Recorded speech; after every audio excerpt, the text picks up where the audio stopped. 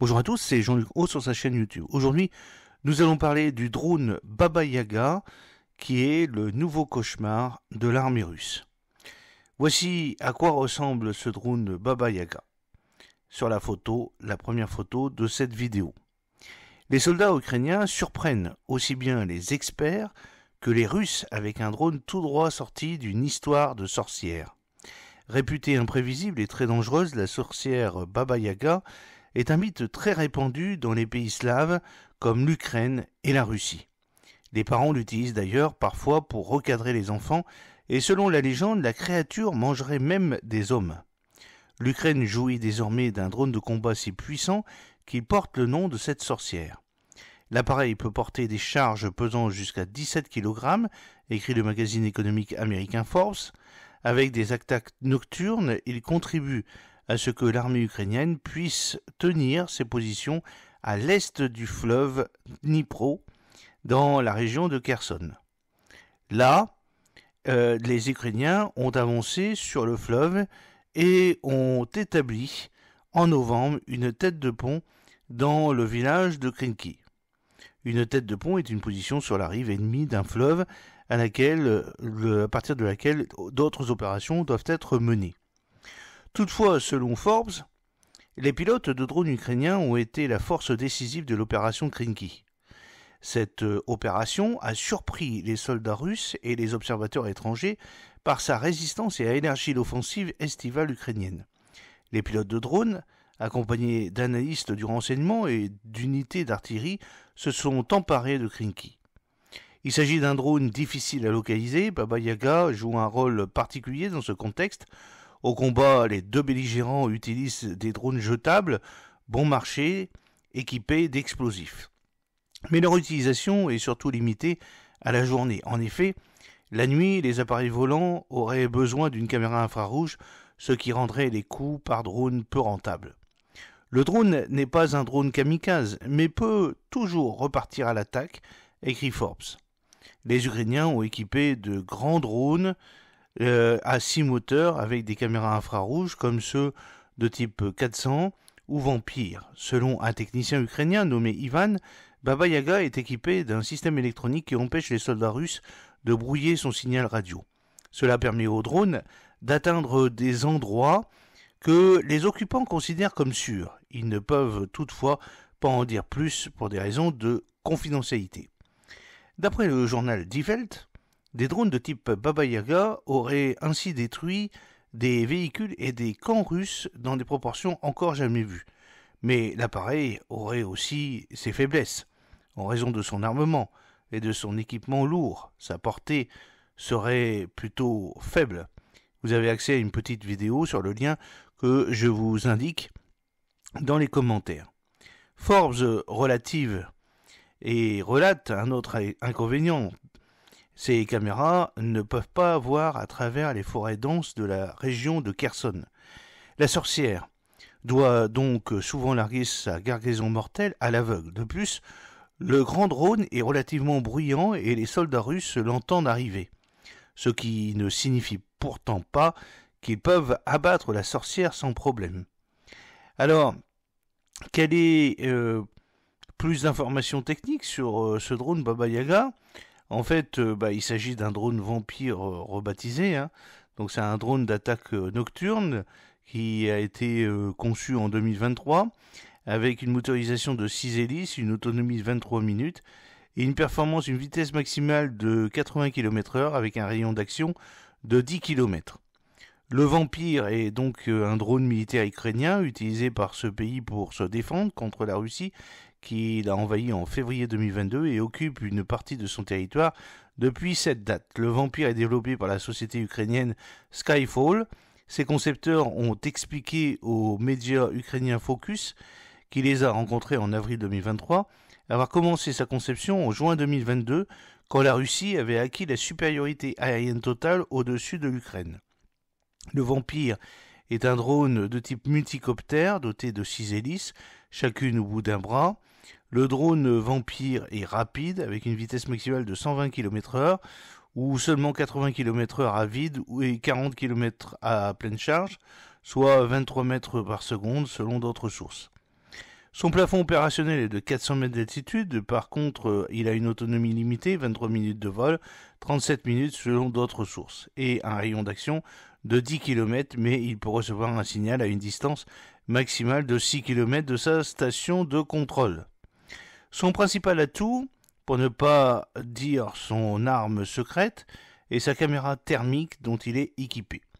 Selon ses concepteurs, celle-ci permet à l'opérateur de pouvoir distinguer des cibles à une distance d'environ 120 mètres autour du drone. Cela le rend très efficace pour les attaques de nuit, le type spécifique d'opération pour lesquelles il a été conçu, d'où son nom de vampire. Dans l'obscurité, les troupes russes, généralement mal dotées en matériel de vision nocturne, sont aveugles. Les drones vampires sont difficiles à repérer et peuvent larguer des bombes sur leurs cibles qui sont sans méfiance. Il existe d'autres drones qui disposent également de la technologie d'imagerie thermique, mais leur charge utile n'est pas aussi élevée que celui du vampire, selon les informations ukrainiennes. Sa capacité à voler de jour comme de nuit avec une lourde charge explosive fait du vampire un atout précieux. En effet, le vampire est capable de transporter une charge allant jusqu'à 15 kg. Il est capable d'emporter plusieurs types de munitions à fragmentation, à charge creuse et thermobarique. Ces dernières sont peu précises, mais extrêmement dévastatrices. Concrètement, il s'agit d'une bombe qui libère d'abord un nuage de combustible vaporisé puis l'enflamme.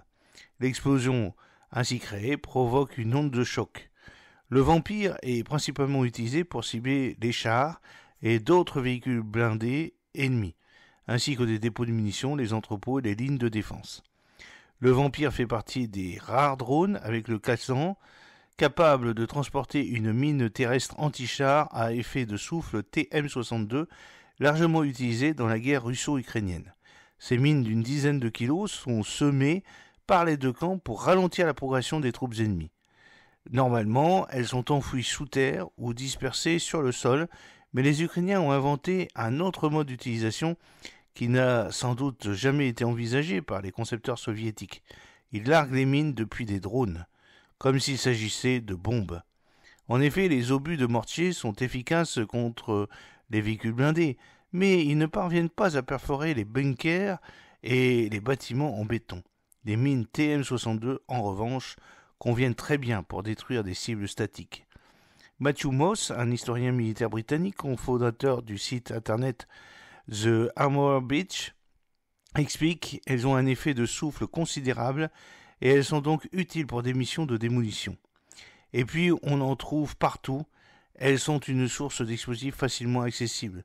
Cette tactique de guerre inédite, quoique très artisanale, permet aux Ukrainiens d'effectuer à peu de frais des frappes qui exigent une grande précision sans pour cela utiliser d'armes à guidage de précision qui sont beaucoup plus onéreuses. Sa grande charge utile permet également aux vampires d'être utilisés comme vaisseaux-mères pour des drones plus petits. Les batteries de ces petits drones sont rechargées pendant leur transport, ce qui leur permet d'attaquer des cibles à des distances allant jusqu'à 30 km. Un autre avantage du vampire est qu'il est plutôt résistant au système de brouillage radio employé par les Russes pour mettre hors de combat des drones ukrainiens, comme des fusils anti-drones. Le vampire est moins sensible que d'autres drones et rend sans difficulté à sa base. Différents systèmes pour réduire la puissance du brouillage radio existent. Le vampire possède des antennes qui servent à contrer les dispositifs électroniques de brouillage déployés par les Russes. Un opérateur de drone explique, même quand on voit que la connexion baisse, avec l'antenne, le drone reste sous contrôle et on peut le récupérer. Les antennes qui boostent le signal nous aident beaucoup. Par contre, l'antenne est visible de loin, donc elle n'est installée que pour la durée d'une mission. Dès que l'opérateur reçoit l'ordre de décollage, il monte l'antenne, il la démonte au retour de mission. La société Skyfall affirme qu'en cas de brouillage du système GPS, le drone peut continuer à voler jusqu'à ce que la communication soit rétablie. Naturellement, le drone ne pourra pas voler éternellement et si les batteries viennent à s'épuiser, il tombera et explosera. Autre avantage du drone, sa facilité d'utilisation. La société Skyfall explique que 3 heures suffisent pour former les opérateurs qui utiliseront le drone sur le champ de bataille. Ceux-ci s'entraînent en conditions réelles, dans la nuit, à diriger les drones avec la caméra thermique.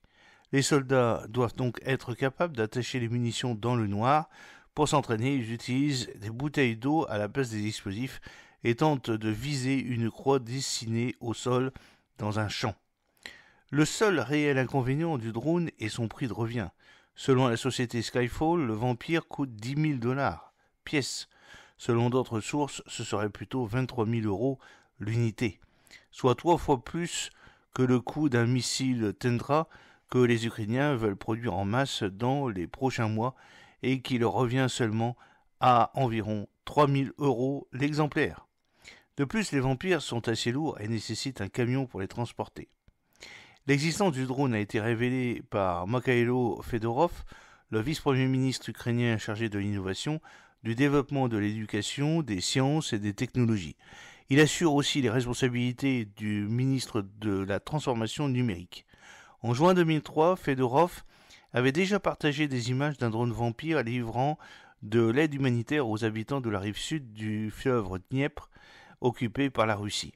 Le drone a en effet été utilisé d'abord pour des missions humanitaires, notamment pour porter des colis aux sinistrés après l'explosion du barrage hydroélectrique de Karaokva. Mais la vocation première du Vampire est militaire. Il fait partie du projet baptisé Army of Drones, l'armée des drones, l'armée spéciale des drones de l'Ukraine. Il s'agit d'une initiative de l'état-major général des forces armées ukrainiennes, du ministère de la transformation numérique, du service d'État pour les communications spéciales et la protection de l'information de l'Ukraine, et de United 24, une plateforme gérée par le gouvernement ukrainien qui collecte des fonds pour la guerre en Ukraine. Le programme est consacré à l'acquisition de drones, de leur entretien et de leur emplacement, ainsi qu'à la formation des pilotes. Avec une armée de drones, nous pouvons surveiller en permanence la ligne de front longue de 2470 km et répondre efficacement aux attaques ennemies, a expliqué Mikhailo Fedorov. Vendredi 18 août 2023, Fedorov a annoncé sur Telegram que le projet Army of Drones a fourni aux forces armées ukrainiennes plus de 270 drones Vampires qui vont être envoyés sur le front. Il a posté sur X, ex-Twitter, une vidéo montrant une pièce remplie de drones Vampires qui vont être envoyés sur les lignes de front dans l'est et le sud de l'Ukraine pour soutenir les soldats pendant la contre-offensive. Le lundi 21 août, Fedorov a partagé la vidéo de l'attaque d'un Vampire dans les environs de la ville décimée de Bakhmut, dans le Donetsk, à l'est de l'Ukraine, près des lignes de front où des soldats restent intenses. Et oui, le drone lâche une grenade anti-char sur un dépôt d'essence et un véhicule de combat blindé russe durant sa mission. Une vue presque ordinaire aujourd'hui, tant cette méthode est utilisée depuis le début de l'invasion de l'Ukraine par la Russie en février 2022. Fedorov a déclaré dans un communiqué qu'au cours de la semaine précédente, les drones de l'armée ukrainienne avaient détruit 33 chars russes, 43 véhicules blindés et 10 dépôts de carburant et de munitions. Plus de la moitié du matériel perdu par l'armée russe en Ukraine le serait par l'utilisation de drones. Mardi 28 novembre 2023, le ministère de la Défense ukrainien a partagé une vidéo sur le drone Vampire et le véhicule aérien sans pilote y est décrit comme le cauchemar des Russes. La propagande ukrainienne affirme que le drone Vampire est en train de devenir un tel cauchemar pour les soldats russes que ces derniers lui ont donné un surnom menaçant, Baba Yaga, du surnom d'une sorcière maléfique du folklore russe. Le Vampire semble donc bien en voie de devenir pour les Russes l'équivalent moderne des sorcières de la nuit qui terrifient les soldats allemands de la Seconde Guerre mondiale. J'espère que cette petite vidéo vous a plu. N'oubliez pas de cliquer sur le pouce pour la promouvoir, de vous abonner si ce n'est pas encore fait et de partager cette vidéo sur vos réseaux sociaux. À très bientôt, fidèlement.